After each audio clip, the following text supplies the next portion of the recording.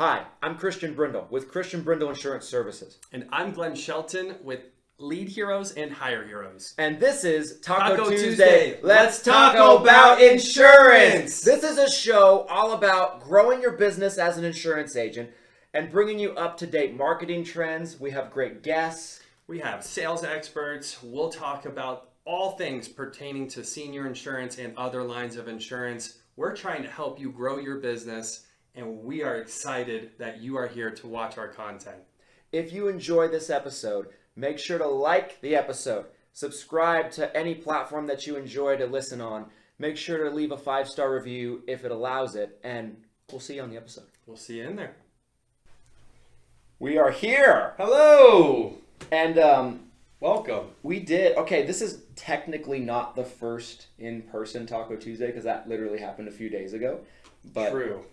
This is a rare in-person exclusive Taco Limited Tuesday. Boom. Let's talk about insurance. We might not have tacos today, you guys, but we do have our shirts. We have the shirts. gear. We have the uniforms. We do. And without even talking, we already knew we had to wear our Six Figure Medicare Agent hats. I think the first thing we should jump into, just because it's all so fresh right now, I think we should jump into the summit. Let's do a summit recap. Okay. I think we're going to do more. Tony actually reached out before the summit ended and said he wanted to do a summit recap Taco Tuesday with us. Oh, really? Which I would love to do since he was MC of the event. I think he would have a great perspective. I'm assuming like in the weeks to come. He said a couple of weeks. Tony has gone to 16 events in the past 9 months, which is insane. I calculated. God bless how Tony. many events per month? I mean, that's almost 2 events per month. That's wild. I'm I doing can't 2 believe a year. Tony! I went to Madman. more last year than this year, and I'm exhausted about this year.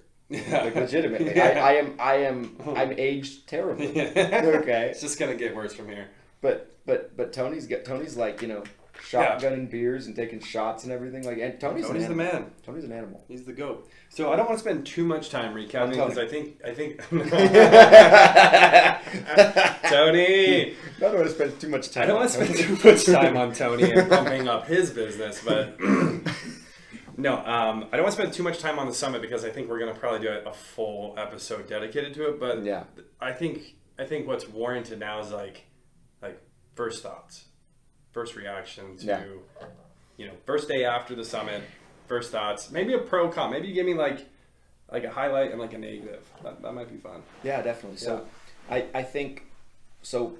First question you asked was first reactions, right? Yeah, so first reactions. The dust is starting to settle. It's starting to settle. We're seeing reviews basically getting posted on Facebook left and right this morning, right? Yes. And my newsfeed is filled with posts about the event, and here's the thing. The first thing that comes to my mind is this is what you notice, right? All the positive feedback that we got about the event, it was like a waterfall. Yeah. It was like an ocean of positive feedback. But then sometimes you think, if someone has any complaints, they're probably not going to tell you. Yeah. So you wonder, like, what happened during the event that people maybe would like more. And so that's the things that's kind of jumping into my mind right now. And I feel like it's just kind of surreal that it's over because I've been preparing, planning, promoting for such a long time, almost a year. Right. It's almost a 1-year-old at this point. Yeah, really, really fast. I do want to say Nathan's off camera. You guys can't see Nathan, but he actually had a criticism for you. Yes. And it was regarding breakfast not being served at the event. Oh, there you go. There you go. This is that was a real point. He's like, I'm not here. This is the first time I'm hearing of it. See, so I'm not hearing this stuff. I don't know. You never know. Lunch was bomb. Lunch was really good. Wasn't good. Yeah, lunch was good. No, you heard potty breaks. People said a few stuff. Yeah. Yeah, I heard potty breaks. Yeah. So I think. Continue. I think, and then to answer your other questions, I feel like, I think the event was an experiment. It was a science experiment for sure. Yeah, Never done it before. It was a paper mache volcano. To see vinegar, baking soda. To see if we'd get an A or if it would just blow up in teacher's face, right? Do you want to give it a letter grade? I would give it an A-. because I felt like the content was there. I feel like when Joe Trottola gets on stage and says it's the best event he's been to, I take that seriously. Like, I wouldn't get on stage and say that if it wasn't, right? Like, because I mean, otherwise you'd say it at every event you go to. This is the best event I've ever been to. But no, I think that's authentic. I think that every speaker was a win. Every speaker was on point, brought something unique, brought a different perspective, and brought tremendous value with pretty much no pitching. The content was, in my opinion, as good as it possibly could have been. And so the challenge now is trying to find a way to match that next year. That's very difficult. It's a tough act to follow. And you want it to be bigger and better and, sexier than ever, right? Yeah, so absolutely. That's hard. That's hard to follow up. So that's what I think the positives of it is. I think the other positive is... Or I don't know. You can keep it, but I want both sides of it in your head. I want to hear both sides of it. Yeah, definitely. And I think the other thing that was probably positive is I think it was a really good number of people. Yeah, I liked it. Like, I've been to events where there's like very small events where there are like 20 people, 30 people, and like I don't love that. Yeah. Because I feel like if I talk to someone and I get tired of talking to them and I go talk to someone else, then I'm stuck back with... I get back around to them very quickly. I'm like, nothing left to say to any of them. I think, but it wasn't too many people to the point where like it was just overwhelming for people. Right. I think the negatives were, I think we probably could have done breaks, right? Potty breaks, as they say.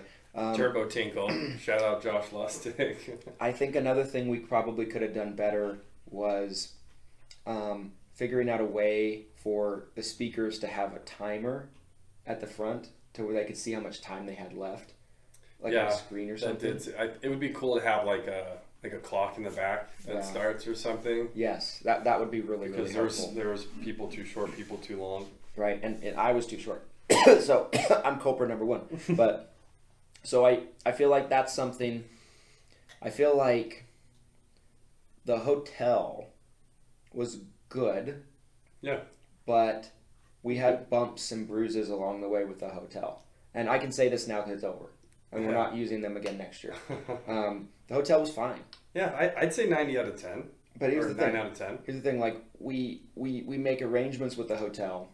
Like, for example, for the bar to stay open last night, 1 a.m. Yeah, that's messed up. 10 people show up, or something. 5-10 people show up last night when we're out and about, and they're like, we came here because they kicked us out at like 10:30. Right. And I'm like, oh.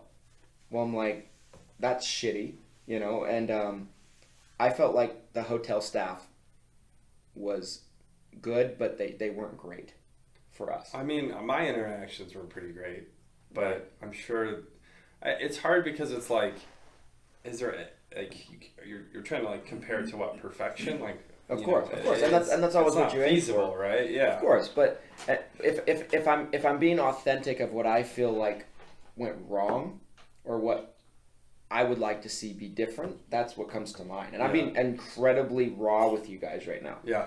Like, legitimately, I don't want to say any of this. Yeah. I can feel it. He doesn't. Guys, we're pulling it out of him right here on Taco Tuesday. Well, when we do the in-person Taco Tuesday, it's gotta be the real shit. It is. Right? Like, it is real. But yeah, one more thing I'd say that was a negative was, I feel like if I could go back and do it again, I think I would have rented like a small bus or something to get people to the welcome party on Thursday. Yeah.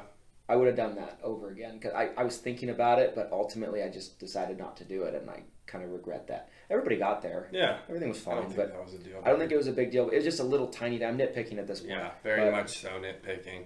But yeah, I mean, I would consider it an A- for my expectations. I like that. I think there were some small things like the breaks. It's hard to sit down and listen to. I mean, you get the break with lunch, which is great. There's a lot of good conversations at lunch, I felt like. Mm-hmm. But I also think, maybe like a couple break, like a mid-morning break, like a mid-afternoon break, and I feel like it would have been perfect. The other problem that we ran into was we overbooked speakers. You did. So that stands in the way of the breaks. Yeah. Right? Because if we have, let's say, 3 breaks, we're there till like 7. You have to cut speakers. We're literally there from 9 a.m. to 7. Right. And so I overbooked speakers. That was a problem. Yeah. And so next year we'll probably have a similar amount of speakers, but maybe just a few less. Yeah, I think that's a good idea. Yeah, maybe 1 less per day. Yeah, maybe you don't speak. That's an idea. It's a bold strategy, Colin. We'll see if it works for You're so selfish. Putting yourself on stage at your own event. So, long-winded answer, but I think that's the most authentic answer I can give. I think that's very authentic. I think for the first event that you've done, and first and foremost, I really think content is what has to be the best. Like all these other little things like the breaks or breakfast or parties at night every night, like whatever it is that people might want to have little complaints about, but like if you deliver on that content and people get value out of that content, especially if they're able to turn around and implement it.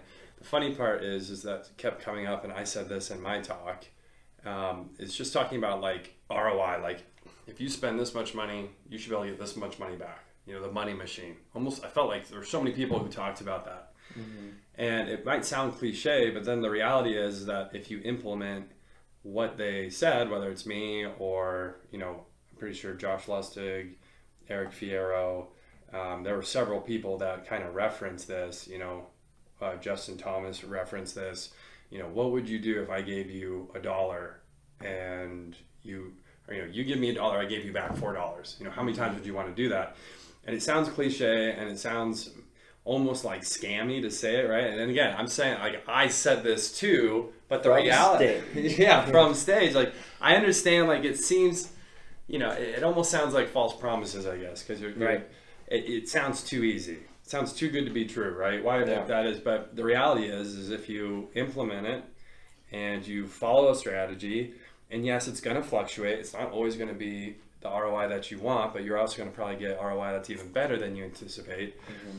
And I think you even said this last night, but you were like, maybe this was in your closing remarks, but you were saying next year, I hope you guys come back and you've all significantly increased your income from this event. And there's no doubt in my mind that that's possible. Now, the reality is there's a lot of people who just won't implement anything, right?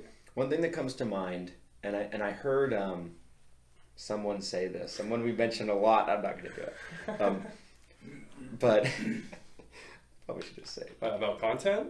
No, okay.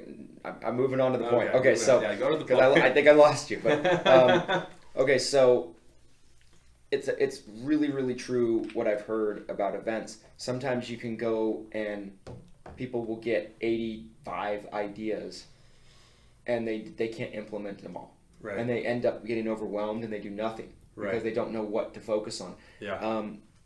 I've heard a lot of really, really smart people say when you go to events, what you should be looking for is 2, maybe 3 nuggets that you can apply and not try to do everything. And I think that's really, really important thing, because if you think about it, if I'm trying to do everything that every speaker went up there and talked about, which I am, but which I am implementing everything. but like, because with us, people look at our organization, they're like, okay, you do the telemarketing stuff with Glenn, right? We use a lot of Justin Thomas's teachings on our digital advertising, like a lot of the stuff that we work over there. DFY, so we pretty much like there's a lot of Christian, Christian is a customer for a lot of those people on stage. Yeah, but it's different though, because you can do it all, you just can't do it all at once. And so for you've already been implementing all this stuff over a long period of time. It's different than someone seeing it all and trying to implement everything at once. That's so messy. Right. And I think that's the biggest challenge people run into, is because they just get overwhelmed and then they're just like, oh, forget it. I'm just going to keep doing what I've been doing because this is too much. It's too hard. Yeah. Or they, 100%. They are fired up from the event and it goes away. Right. It fades. It dies down. And they're like, why did I want to do all these things again? And that comes from the motivation part of it. But I think there's several reasons, but those are the things that come to mind, and I don't want that for anybody. That's why I said what I said on stage yesterday. I want you to leave this event and do something with the information, because like I said earlier, the content is there. Right. The content was there for the taking. I personally, and I'm incredibly biased, so anybody that don't take this, take it with a grain of salt. I think the content was the best of any event I've been to. Yeah. I'm totally biased. I'm gonna say that, but I honestly believe the content was really, really good, and I think it was. I think every speaker was very selfless. I think everyone tried to really deliver value. I mean, again, Justin Thomas at the start of his presentation, he literally said, he's like, I was nervous, but then I realized I just want to give you guys the most value I possibly can with my time up here. And I wanted to do the same thing. I wanted someone to be able to watch, my presentation, and whether they work with me or not, there's actionable content in there that they can take back to their business and hopefully, make additional revenues or scale or whatever, so, Right. I have a question for you. So the vendors, right? So there wasn't a ton of vendors at this one. Right. What do you view for next? Do you think you're going to have a lot more vendors, a lot more sponsors next year? Yes, I believe so, because so this year, like I said, this year was an experiment. It was such a test for me to see if we could even do this. Right. Like if it was going to flop, I'm like, okay, I've tried it. Yeah, you tried it. Hey, what's the worst that could happen, right? Certainly didn't flop. Certainly didn't. It was flop. it was very, very good. Yeah. And so, I think, I'm